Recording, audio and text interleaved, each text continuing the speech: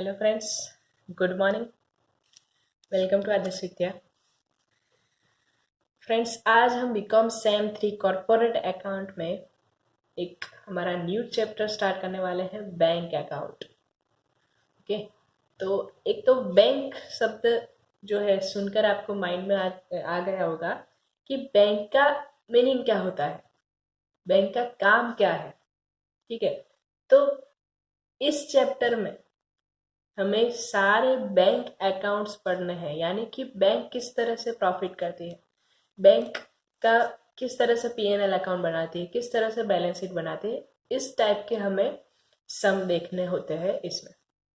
ठीक है, तो सबसे पहले तो बात करें कि इस चैप्टर में आपको ये चैप्टर समझने के लिए सबसे पहले तो ये समझना पड़ेगा कि बैंक किसे कहा गया है। ठीक है, तो बैंक का मेन काम क्या होता है। बैंक क्या करती है कि कस्टमर से डिपॉजिट जो है वो एक्सेप्ट करती है। ठीक है, वो डिपॉजिट फिक्स डिपॉजिट भी हो सकती है। ठीक है, आपका करंट अकाउंट भी हो सकता है, सेविंग अकाउंट भी हो सकता है। ठीक है, रिकरिंग अकाउंट भी हो सकता है। तो इस तरह से बैंक जो है कस्टमर से डिपॉजिट लेती भी है और उसके बदले में कस्टमर्स को क्या करती है, इंटरेस्ट पे करती है। ठीक है, और दूसरी साइड बैंक का एक और काम भी है कि जिस कस्टमर को पैसे की ज़रूरत है, ठीक है, उसको वो कई सारी फैसिलिटी भी प्रोवाइड करती है, यानी कि लोन देती है, ओवरड्राफ्ट, कैश क्रेडिट।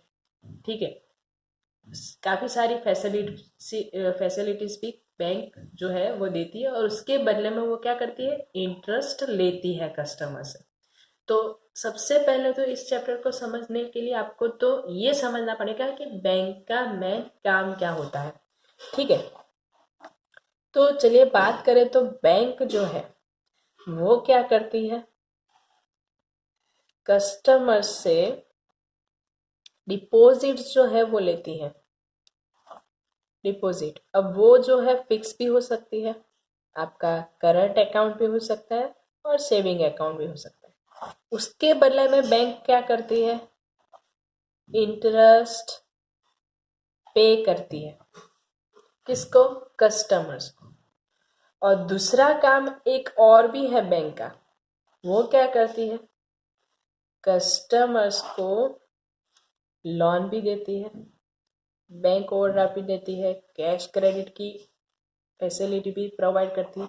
ये सारी फैसिलिटीज बैंक जो है प्रोवाइड करती है और उसके बदले में वो कस्टमर से क्या लेती है, इंटरेस्ट लेती है। ठीक है, तो इस तरह से बैंक की जो है वो इनकम होती है इंटरेस्ट। ठीक है, और इस तरह से बैंक जो है प्रॉफिट करती है। ठीक है, तो इस चैप्टर में हमें ये पढ़ना है कि बैंक का अकाउंट किस तरह से लगना है। ठीक है, इस चैप्टर में आपको पढ़ना है कि बैंक का प्रॉफिट एंड लॉस अकाउंट जो है वो किस तरह से बनता है और बैलेंस शीट जो है वो किस तरह से बनाई जाती है, और काफ़ी सारे आपके शॉर्ट सम भी है, वो हम बाद में डिस्कस करेंगे। सबसे पहले तो हम बात करते हैं कि profit and loss account and balance sheet. तो आपकी यूनिवर्सिटी में दो तीन टाइप के जो है सम पूछे जाते हैं। या तो फिर यूनिवर्सिटी में सिर्फ पीएनएल अकाउंट बनाने का सम होता है, या तो फिर बैलेंस शीट बनाने का, या तो फिर दोनों बनाने का। ठीक है, कोई भी सम जो है पूछा जा सकता है। ठीक है, बात करते हैं पीएनएल अकाउंट की, प्रॉफिट एंड लॉस अकाउंट की। प्रॉफिट एंड लॉस अकाउंट है तो इससे हमें क्या पता चलता है कि बैंक ने प्रॉफिट किया है या लॉस किया है। ठीक है, और बैलेंस शीट से हमें पता चलता है कि बैंक की कंडीशन क्या है। ठीक है, बैंक की फाइनेंशियल कंडीशन क्या है वो बैलेंस शीट से हमें पता चलता है। तो इस चैप्टर में हमें दोनों देखने हैं, profit and loss account and balance sheet. अब इसके लिए आपको शेड्यूल बनाने पड़ते हैं। ठीक है, बैलेंस शीट के जो शेड्यूल है हमारे वो है 1 to 12 शेड्यूल। ठीक है, बैलेंस शीट के 1 से 12 शेड्यूल है। ठीक है, और प्रॉफिट एंड लॉस के शेड्यूल है 13 to 16। 13 से 16 जो शेड्यूल है वो है पीएनएल अकाउंट के शेड्यूल। ठीक है, सबसे पहले हम पीएनएल अकाउंट देखें।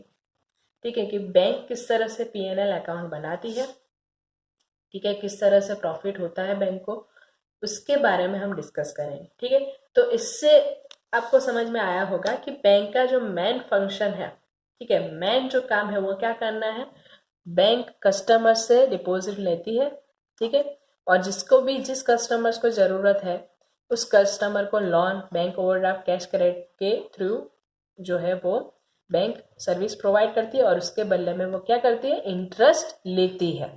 ठीक है, तो बैंक का मेन काम यही होता है।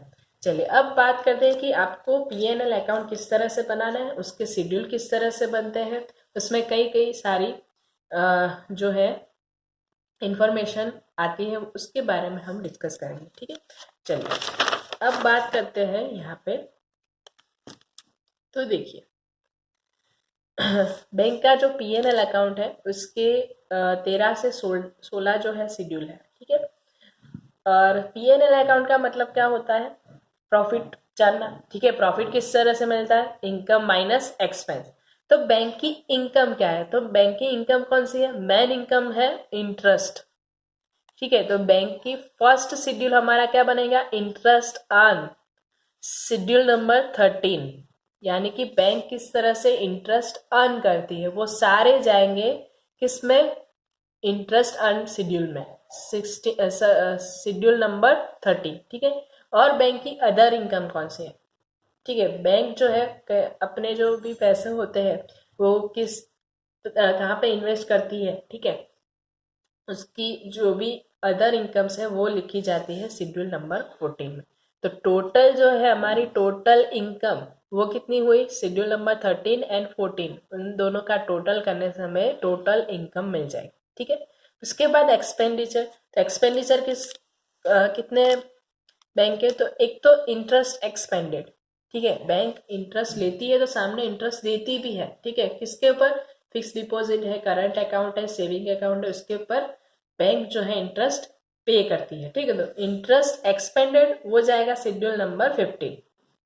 उसके अलावा बैंक के कई सारे ऑपरेटिंग एक्सपेंस भी होते हैं, वो सारे जाएंगे शेड्यूल नंबर 16 में।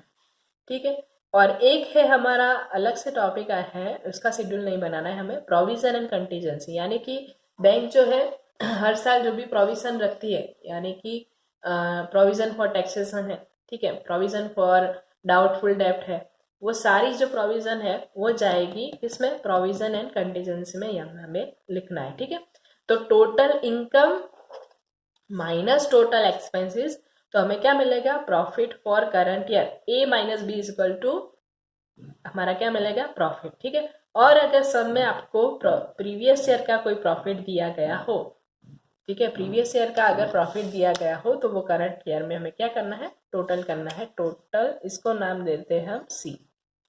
ठीक है, चलिए अब आता है एप्रोप्रिएशन। तो याद रखिए बैंक जो है एप्रोप्रिएशन करती है, एक तो आपको स्टैट्यूटरी रिजर्व, ठीक है, transfer to statutory reserve 20%, current year profit का हमें क्या करना है, 20% जो है बैंक फर्जियात जो है वो 20% करंट ईयर का प्रॉफिट स्टैट्यूटरी रिजर्व में ले जाएगी। ये आपको याद रखना है, आपको सब में कहा गया हो या तो ना कहा गया हो, आपको स्टैट्यूटरी रिजर्व में 20% करंट ईयर के प्रॉफिट के ले ही जाना है। ठीक है, ये आपको जो एप्रोप्रिएशन करना ही करना है। ठीक है, उसके बाद अगर आपको प्रपोज डिविडेंड कहा गया हो तो वो भी एप्रोप्रिएशन में आता है, और बैलेंस अगर कोई बचा हो तो वो बैलेंस शीट में जाएगा। यानी कि बैलेंस कौन सा लिखेंगे हम, ये जो है हमारा टोटल बनेगा डी, बैलेंस कौन सा आएगा, तो देखिए total C and total D दोनों का टोटल सेम होना चाहिए।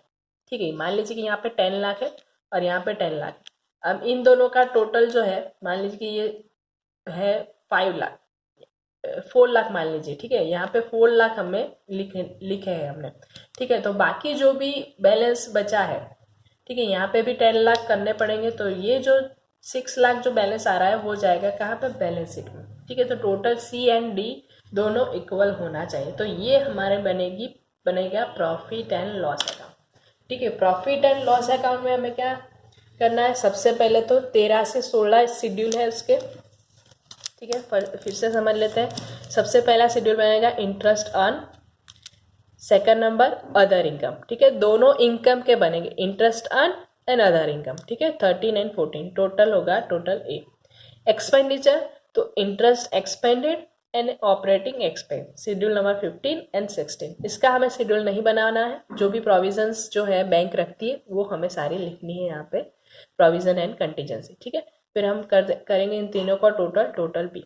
अब प्रॉफिट फाइंड आउट करने के लिए क्या करना पड़ेगा, total A minus total B, profit for current year. ठीक है, अगर आपको सम में प्रीवियस ईयर का कोई प्रॉफिट दिया गया है तो इन दोनों का टोटल भी यहाँ पे लिखा जाएगा, टोटल सी। अब हमें अप्रोप्रिएशन करना है।